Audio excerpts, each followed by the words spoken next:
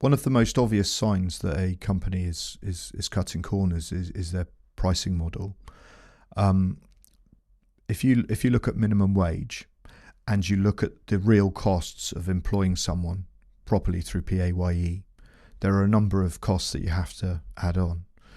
Employers' national insurance contributions, holiday pay, pensions. All right. When you add those things together, that makes a significantly larger charge rate. So if a company comes to you and says, we can provide you guards for £15 an hour, I would question that, because they might physically be able to provide you guards for £15 an hour, but I would wonder whether they are paying those people properly through the books and actually contributing to society, whether they are undertaking proper training to make sure that they're prepared to do their job, whether they're undertaking proper background checks on those people, depending on their role. But ultimately, anyone working in security really should be properly checked to a minimum of 5 years background checks.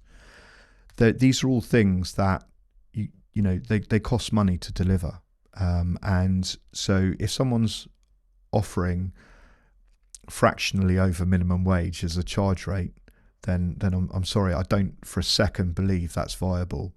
I know people talk about loss leaders, but people can't afford to take loss leaders. Even larger companies can't really afford to take loss leaders these days. So you really do have to start asking questions when that happens. Other red flags are the how long they've been in business.